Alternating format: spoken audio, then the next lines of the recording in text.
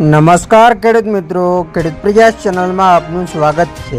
આજે તારીખ 15 જુલાઈ 2026 સવારના મહત્વના હવામાન સમાચાર ચેનલમાં નવા આવો તો સબસ્ક્રાઇબ કરી લેજો। ભારતમાં હવામાન હાલમાં મિશ્ર વાતાવરણનો અનુભવ કરી રહ્યું છે। દેશના મોટાભાગના ભાગો ખાસ કરીને પૂર્વીય ભાગમાં શુષ્ક હવામાનનો અનુભવ થઈ રહ્યો છે।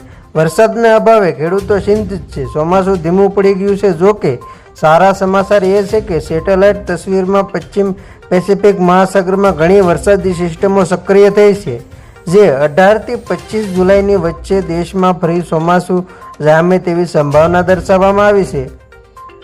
ઘણા હવામાન મોડેલો સૂચવે છે કે જો આમાંથી કેટલાક પવન બંગાળની ખાડી સુધી પહોંચે તો ચોમાસું 18થી 25 જુલાઈની વચ્ચે ફરી શરૂ થઈ શકે છે। જોકે માત્ર 7-8 દિવસ બાકી હોવાથી હવામાન શાસ્ત્રીઓ પરિસ્થિતિ પર નજીકથી નજર રાખી રહ્યા છે।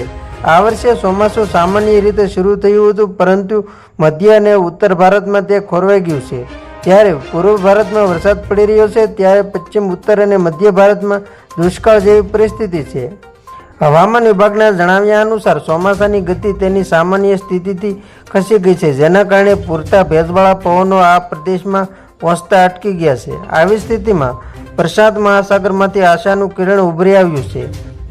પ્રશાંત મહાસાગરમાં ઉષ્ણકટિબંધીય સિસ્ટમો અથવા ઓછા દબાણવાળા વિસ્તારો બની રહ્યા છે। જો આ સિસ્ટમો પશ્ચિમ તરફ આગળ વધશે અને ભારતની નજીક બંગાળની ખાડીમાં પ્રવેશ કરશે તો તેઓ ચોમાસાની ગતિને મજબૂતી બનાવી શકે છે। હવામાન વિભાગની આગાહી પ્રમાણે આગામી 7 દિવસ સુધીના હવામાન વિશે આગાહી કરતાં કહ્યું કે રાજ્યમાં આગામી એક સપ્તાહ સુધી ભારે વરસાદની શક્યતા નહીવત છે। જુદા જુદા વિસ્તારોમાં છૂટો છવાયો હળવો વરસાદ પડી શકે છે। દક્ષિણ ગુજરાત અને સૌરાષ્ટ્રના કેટલાક વિસ્તારોમાં સામાન્ય વરસાદ પડી શકે છે। રાજ્યમાં હાલ પવનની ગતિ 25થી 30 કિમી પ્રતિ કલાકની રહેશે। આગામી 2 દિવસ માછીમારોને દરિયો ન ખેડવા ચેતવણી અપાઈ છે। દરિયામાં પવનની ગતિ 50 કિમી પ્રતિ કલાકથી વધુ રહી શકે છે। તેમના જણાવ્યા મુજબ મોન્સૂન ટ્રફ હાલ રાજસ્થાન, ઉત્તર પ્રદેશ અને પૂર્વ ભારતના રાજ્ય પરથી પસાર થઈ રહ્યું છે। હવામાન નિષ્ણાત અંબાલાલ પટેલે આગાહી કરી છે કે અષાઢી બીજના દિવસે રાજ્યના અનેક ભાગોમાં હળવો વરસાદ કે છાંટા પડી શકે છે। આજે બપોર પછી પણ હવામાનમાં પલટો આવશે। રાજ્યના કેટલાક વિસ્તારોમાં હળવો વરસાદ આવશે। 15-16 જુલાઈના રોજ ભેજનો પ્રવાહ આવશે। ભેજ આવતા હવામાનમાં પલટો આવશે। 18 જુલાઈ સુધી વરસાદી ઝાપટા કેટલાક વિસ્તારોમાં પડશે। 20 જુલાઈથી દક્ષિણ ગુજરાતમાં વરસાદની શક્યતા છે।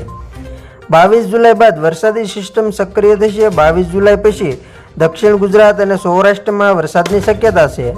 દક્ષિણ ગુજરાતમાં ભારેથી અતિભારે વરસાદની સંભાવના છે। દેવભૂમિ દ્વારકામાં પણ 22 જુલાઈ બાદ ભારે વરસાદની શક્યતા વ્યક્ત કરવામાં આવી છે।